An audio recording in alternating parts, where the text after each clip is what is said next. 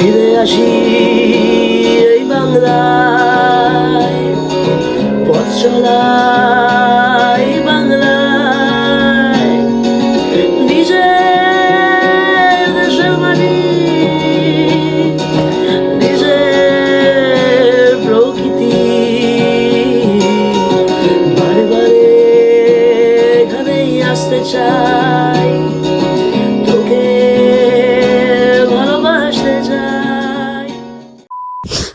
Hey guys, welcome back to the channel Vlogs Diary and a fresh vlog এ তোমাদের সবাইকে জানাই স্বাগত। Basically এখন যে তোমরা দেখতে পাচ্ছ আমার পিছনে চারপাশে, এটা মেনলি হচ্ছে আমরা এখন অন্য একটা জায়গায় আছি। কোথায় আছি, কি আছি, ব্লগের শুরু থেকে দেখলে নিশ্চয়ই বুঝতে পারবে। তো চলো ব্লগটা তোমরা প্রথম থেকে দেখো, আশা করি ভালো লাগবে। Good morning guys, welcome back to the channel. আজকে ভোর তো নয়, বাট এখন বাজে 10টা আর আমরা বেরিয়ে যাচ্ছি একটা ছোট রাইডের জন্য। রাইডটা হচ্ছে মানে সুন্দরবনের দিকে। আজকে সানডে, তো ভাবলাম একটা ছোট রাইড করে আসা যাক। বাট আজকে দেখছি যে প্রচুর গাড়ি বেরিয়েছে অ্যান্ড প্রচুর তোমার ট্রাভেলার যাচ্ছে পিকনিকের জন্য, আর সুন্দরবনের দিকেই যাচ্ছে এরা। গাইজ এখন আছি কামালগাছির রাস্তায়, আর অন্য দিনের মতো আজকে কামালগাছির রাস্তাটা নয়, পুরোপুরি আলাদা, বিকজ প্রচণ্ড ট্রাফিক জমেছে।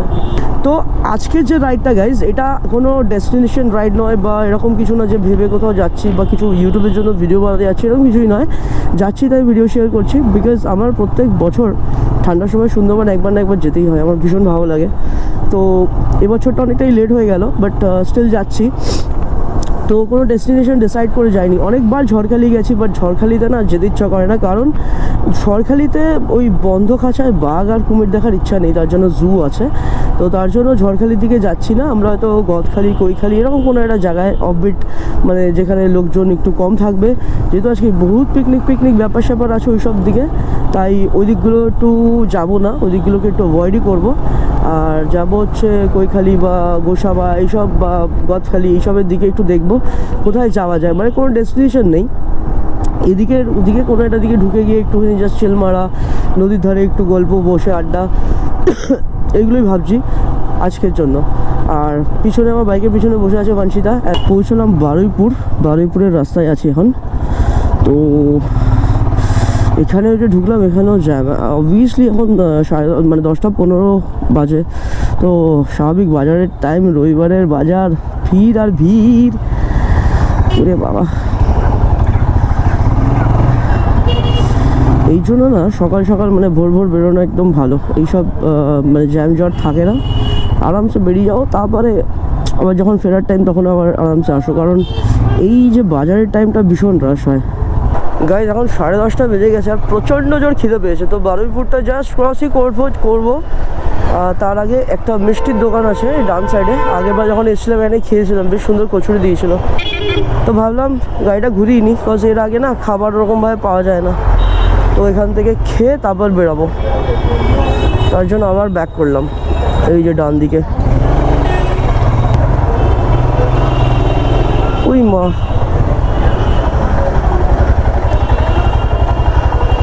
আজকে নাস্তা, এই হিন্দি বলবি না, তাহলে হিন্দিতে বলা শুরু করে দিচ্ছি।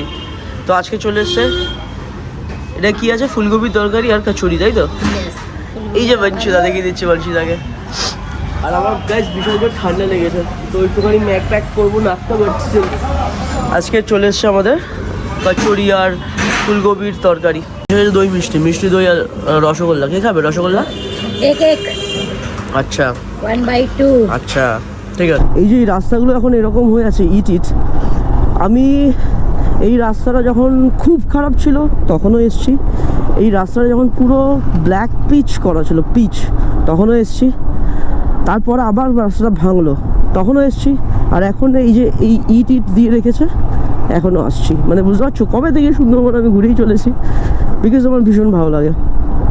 তো সেটাই যা শেয়ার করলাম তোমাদের সাথে। সুন্দরবনে বলে যে বাঘ দেখতে চায়, বাঘ দেখা ভাগ্যের ব্যাপার। হ্যাঁ, অবশ্যই বাঘ দেখা ভাগ্যের ব্যাপার, কারণ অত বড় একটা জঙ্গল যেটা, আর আমরা যখন দেখতে যাই আমরা জঙ্গলে ঢুকতে পারি না, জল থেকে আমাদেরকে সব কিছু উবাচ করতে হয়। তো সেই ক্ষেত্রে বাঘটা দেখা সত্যিই খুব ডেঞ্জারাস, মানে ভাগ্যের ব্যাপার। কিন্তু বাঘ আমাদের সবসময় দেখছে, হ্যাঁ, কী অ্যাক্টিভিটিস আমরা করছি কি না করছি। আমার বলার মেইন পারপাস হচ্ছে এটা, যে যারা মানে খুব ভালোভাবে ট্যুর করায়, যারা অ্যাকচুয়ালি তোমাকে সুন্দরবনটাকে ফিল করাতে চায়, তারা তিথি গ্রহ এরকম কিছু একটা ব্যাপার থাকে যেখানে বাঘ বেরায় বা বাঘ আসে, বা তারা জানে বাঘের অ্যাকচুয়াল জায়গাগুলো, তাদের সাথে ট্রিপ করাটা সবচেয়ে বেস্ট। আর তার জন্য সুন্দরবনের লোকালরা তোমাকে খুব ভালোভাবে হেল্প করতে পারবে এরকম ধরনের ট্রাভেলিংয়ের জন্য। আজ তো ভাই এই মনে হচ্ছে বারুইপুরে জ্যামেই আটকে থাকতে হয় পুরো ফেসে। বাপ রে বাপ, কি দুরবস্থা এখানটায়।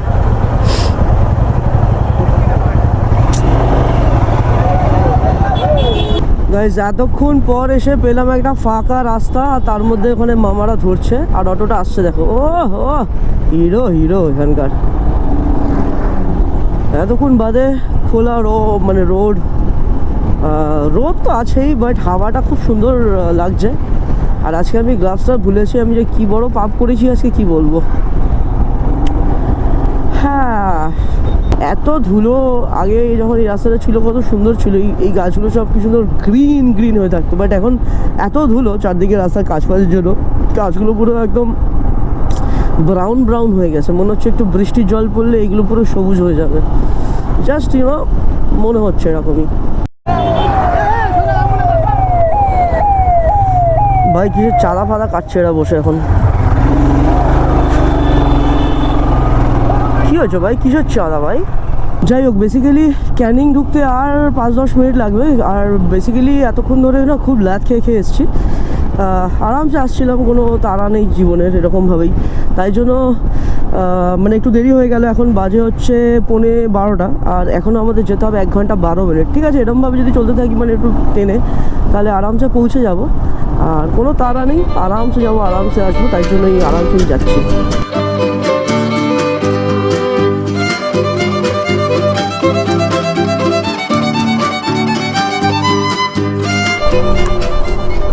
গাইজ ঢুকছে ক্যানিংয়ের এই জায়গাটা পুরো চেঞ্জ লাগছে। লাইক রাস্তাটা তো সুন্দরভাবে করেছেই, আর এই যে এদিকে গ্রিল ফ্রিলগুলো সব লাগিয়েছে, এগুলো আগে ছিল না এরকম।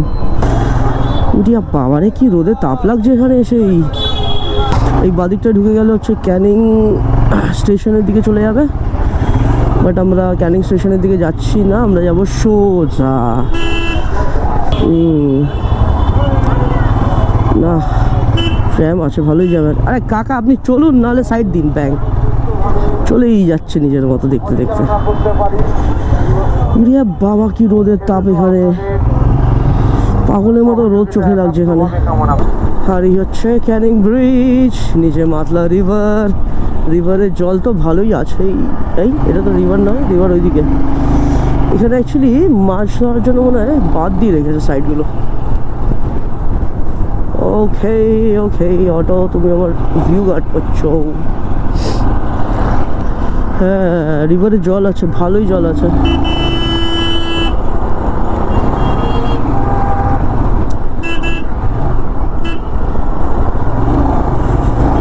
রিভারে অনেক সুন্দর জল আছে।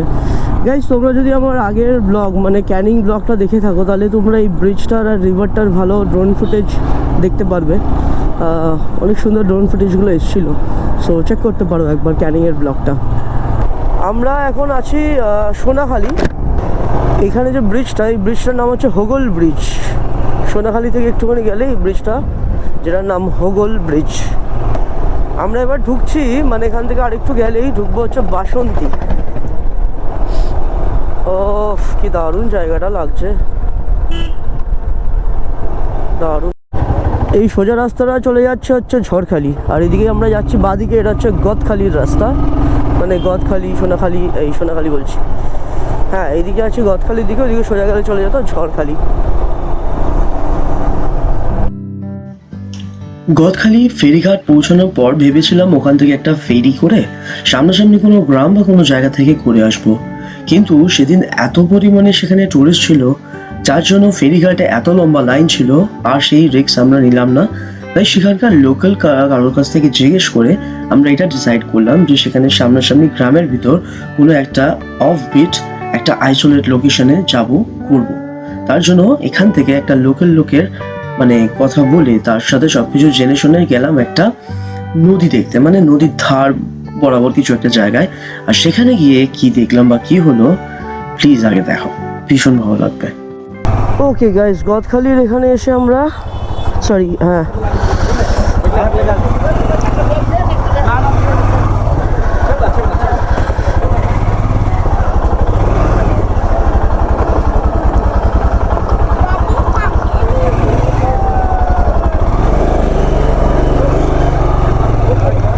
আমরা এসেছিলাম গদখালি ফেরিঘাটে, বাট এখান থেকে গোসাবার দিকে আর যেতে বারণ করলো। উফ কাকা যাও উফ, আমাদের বললো এখান থেকে সোজা চলে যেতে, গিয়ে সুন্দর নাকি এখানে গঙ্গা মানে নদীর ঘাটফাট আছে, এখানে নাকি ঘুরতে পারবো ভালো। তো ওখানেই যাচ্ছি, দেখি কেমন কি জায়গা। এটা তো সেই ক্যানিংয়ের ওই রাস্তাটার মতো সরু রাস্তা ধরে চলে যাচ্ছি। হা হা হা হা হা, বেশ মজা।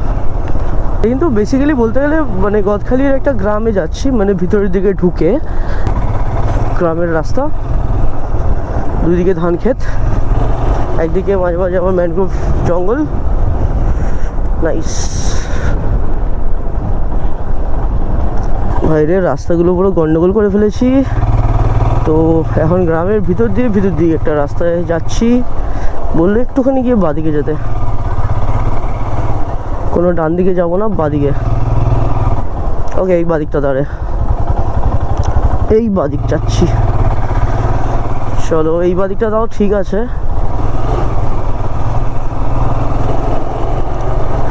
এখান থেকে নদীর ধারে যাওয়ার দিকে একটা রাস্তা আছে এদের গ্রামের ভিতর দিয়ে, দেখা যাক এই রাস্তাটা।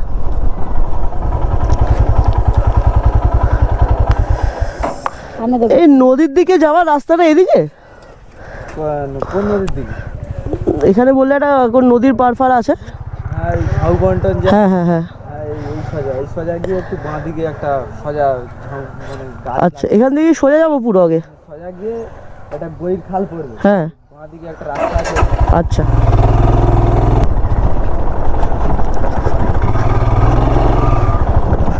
উড়িয়ে বাবা, দাঁড়া আস্তে আস্তে যাই, বুঝলি।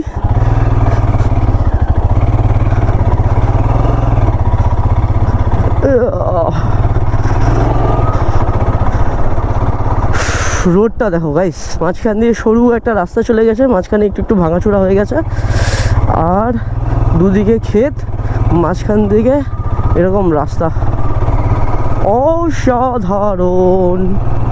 আজকে বলেছিলাম নাম না জানা ডেস্টিনেশনে যাব, মানে কোথায় যাব কিছু ডিসাইড করিনি, তো এখন ওইভাবেই যাচ্ছি। এখানকার লোকাল লোককে জিজ্ঞেস করতে করতে এখানে কোনো নদী আছে, কোন দিকে নদী আছে, তাই বললে এখান থেকে সোজা গেলে একটা নদীর পার, দেখি কেমন জায়গা কি জায়গা। তারপরে আবার ঘোরাতে পারবো তো গাড়িটা।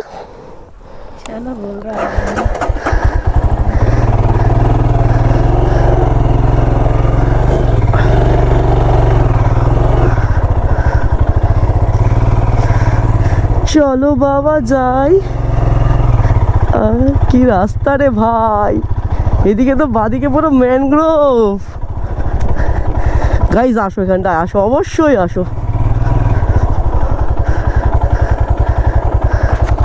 ভাই। বংশীদা কি জায়গা রে ভাই, পুরো ম্যানগ্রোভ দেখ।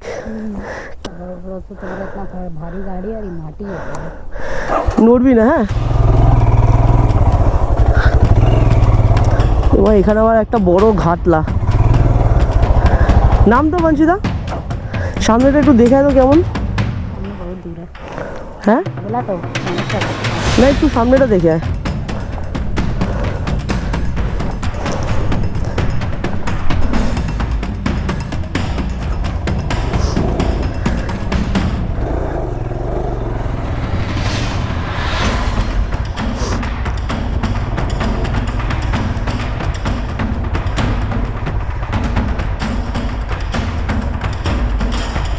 পিছলাচ্ছে,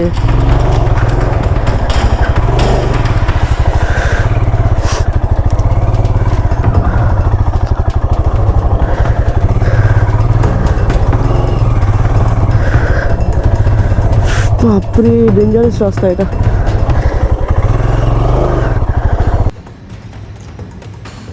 রাস্তাটা গোপ্রোর মধ্যে ভিডিওতে দেখে তোমাদের মনে হতেই পারে হ্যাট এটা তো easy, but trust me guys, যখন আমি এই রাস্তাটাতে ছিলাম আর যখন যাচ্ছি ভিডিওতে এরকম দেখে মনে হচ্ছে যে জায়গাটা প্লেন, বাট না, এটা প্লেন নয়। একটা দিক থেকে মাটি না পুরো ভেঙে ভেঙে সরে যাচ্ছিল, যেহেতু আমার বাইকের ওয়েটও প্রচুর ছিল। আর সেটা ছাড়াও মাটি এতটাই শুকনো ছিল যে ভেঙে ভেঙে পড়ে যাচ্ছিল, এক একটা দিক উঁচু তো একটা নিচু, আর ভর্তি বিশাল বড় বড় ফাটল ছিল তার মধ্যে থেকে। আমার তো ভয় একটা লাগছিল যে যদি বাইকটা কোনো রকম ভাবে কোনো জায়গায় ধসে যায়, মানে কোনো গর্তে পড়ে যায়, তাহলে এখানে ওঠানোর জন্য কোনো লোক নেই।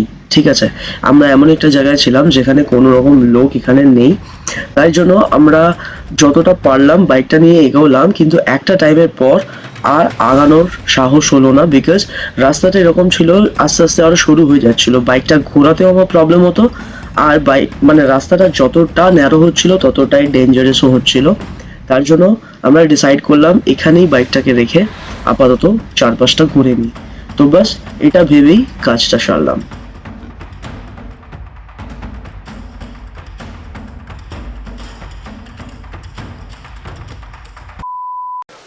গাইজ আমরা এখন আছি এমন একটা জায়গায় যে জায়গাটা আমরা চিনি না, গদখালির ভেতরে, মানে আমাদেরকে বললো ভিতরে ঢুকে যাও, সুন্দর একটা জায়গা পাবে, নদীর পাড় ফাড় আছে, এখানে পাঠিয়ে দিলে। এবার আমার বাইকটা এতটাই বড় যে নদীর পাড়টা ছোটও লাগছে, আর তার জন্য মনে হচ্ছে যে ওদিকে যেতে পারছি না। এই ড্রোনটা উড়ে আগে দেখবো যে নদীটা কত দূর আর কি আছে, তাহলে ওইদিকে আর যাবো। আর যদি মনে হয় যে না মানে ওরকম কিছু নেই বা ওইদিকে অনেকটা দূর বা রাস্তা সরু, তাহলে যাচ্ছি না। যদি ঠিকঠাক থাকে তাহলে যাব। তো ড্রোনের কিন্তু এটা একটা সুবিধা আছে, হ্যাঁ, উড়িয়ে উড়িয়ে দেখে নেওয়া যাবে কোন দিকে কি আছে। তো চলো ড্রোনটা ওড়াই, তারপরে দেখছি।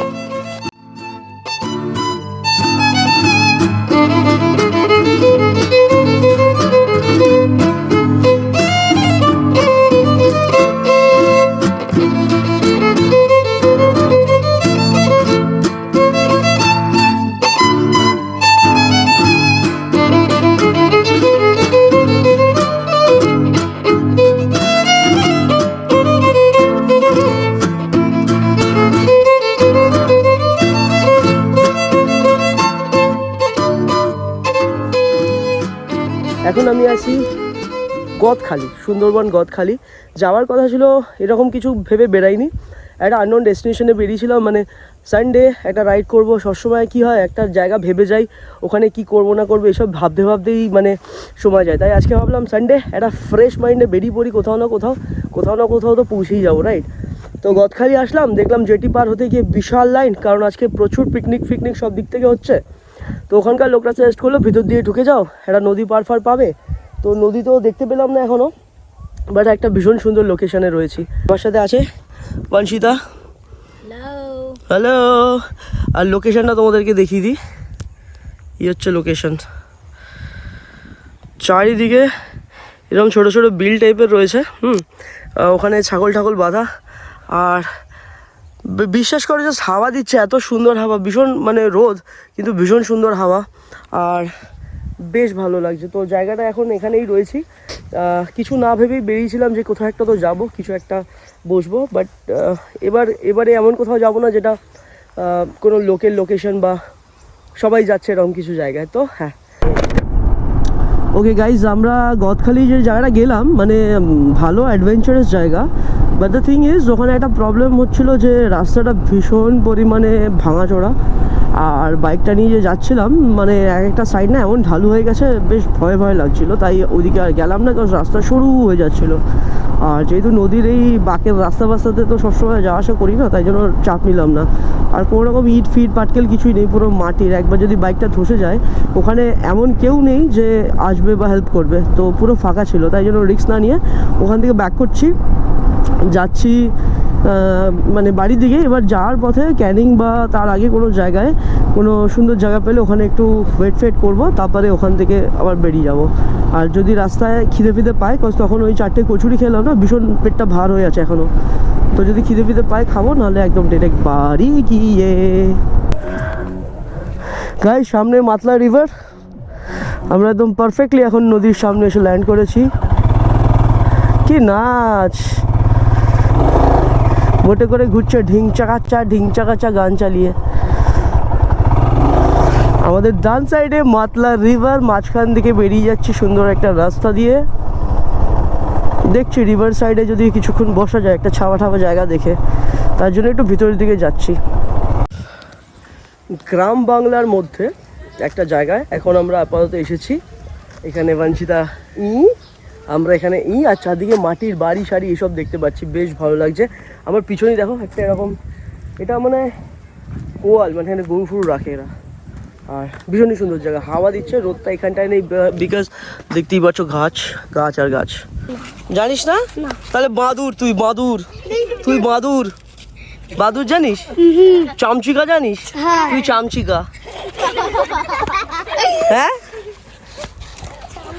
এটা এতক্ষণ ভাবছিলাম নর্মালি মানে আনইউজ একটা জায়গা, কিন্তু এটা শুনলাম এটা প্রাইমারি স্কুল। তাই তো? কোথায় গেলি? তাই তো, সব লজ্জা। খিচুড়ি স্কুল মানে খিচুড়ি দেয়? খিচুড়ি আবার স্কুল হয় নাকি? হ্যাঁ, এবার ঢোকে কি করে রে? কয়টুকুনি বাচ্চা ঢোকে? ও আচ্ছা, নিচু এরকম ঢুকতে হবে। এদিকে তোরা পড়িস এখানে? তোরা খিচুড়ি খেতে আসিস? অবাবর্তী দেখ দেখ, এই তো সব বডি বিল্ডার গাইস। এ বাবা, প্রেস্টিজ হ্যাম্পার। স্কুলের বাচ্চা এরা খিচুড়ি খেতে আসে এখানে, খিচুড়ি খাওয়ার জায়গা এটা, তাই তো? খিচুড়ি খাওয়ার জায়গা।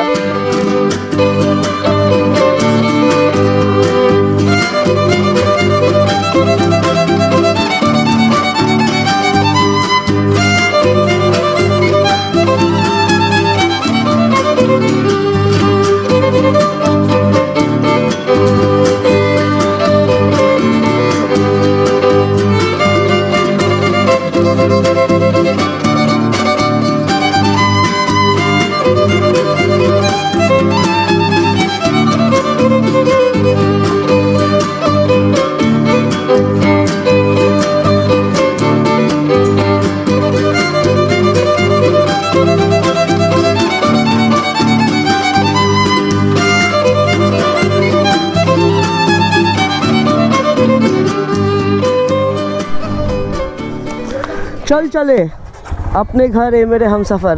Bye चमकादर, bye. এই জায়গাটার নাম কি? কি? দক্ষিণ রামচন্দ্রখালী মোল্লা চক। আচ্ছা, দক্ষিণ রামচন্দ্রখালী।